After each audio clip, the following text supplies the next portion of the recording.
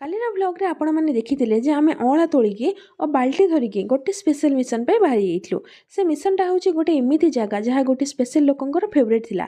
ଆଉ ତାଙ୍କର ଗୋଟେ ସ୍ୱପ୍ନ ବି ଥିଲା କି ଏ ଜାଗାକୁ ପୁରା ଗ୍ରୀନ୍ ଗାର୍ଡେନ୍ କରିବେ ଆଉ ବହୁତ ସାରା ଗଛ ଲଗାଇବେ। କିଛି ଗଛ ଲଗାଇ ବି ଥିଲେ, କିନ୍ତୁ ଦୁଃଖର କଥା ହେଉଛି ତାଙ୍କର ଇଚ୍ଛା ପୁରା ହେବା ଆଗରୁ ଭଗବାନ ତାଙ୍କୁ ନିଜ ପାଖକୁ ଡାକି ନେଲେ।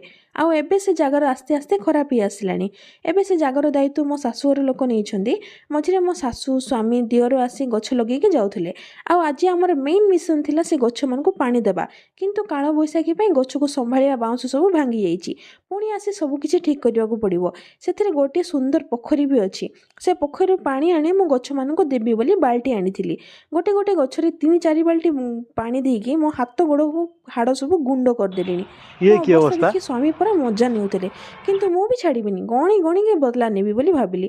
ତାପରେ ଆମେ ସେ ପାଖର ଆଉ ଗୋଟେ ଜାଗାକୁ ଗଲୁ। ସେଠାରେ ମୋ ସ୍ୱାମୀଙ୍କୁ ବାଲ୍ଟି ଧରେଇଲି, କହିଲି ଯାଅ ପାଣି ଆଣ, ବାକି ଗଛରେ ଦିଅ। ସେ ବି 2-3 ଥର ପାଣି ଆଣିଲେ ଆଉ ଥକିଗଲେ। ଆଉ ଏମିତି ଥକିଲେ ଯେ ମୋତେ କହିଲେ ମୁଁ ପହଁରିଯିବି।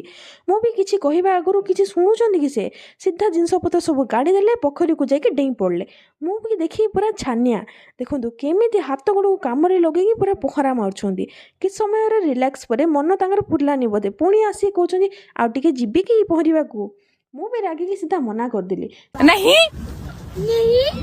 ସେଇଠୁ ଆମେ ଗାଡ଼ିରେ ବସି ଘରକୁ ଫେରିବା ଭିତରେ ମୁଁ ସେଥି ଭିତରେ ଅଧା ଓଦା ହେଇସାରିଥିଲି। ମୋ ସ୍ୱାମୀ ବି ନିଜେ ଓଦା ହେଲେ, ସାଙ୍ଗରେ ମୋତେ ବି ଭିଜେଇ ଦେଲେ। ଆଉ ଆପଣମାନେ ବି କୁହନ୍ତୁ ପହଁରା ଆସୁଛି ନା ନାହିଁ ଆପଣମାନଙ୍କୁ। ଆଉ ଲାଇକ୍, କମେଣ୍ଟ, ସବସ୍କ୍ରାଇବ୍ ଜଲ୍ଦି କରିଦେବେ। ରହିଲି, ହରି ଓମ୍।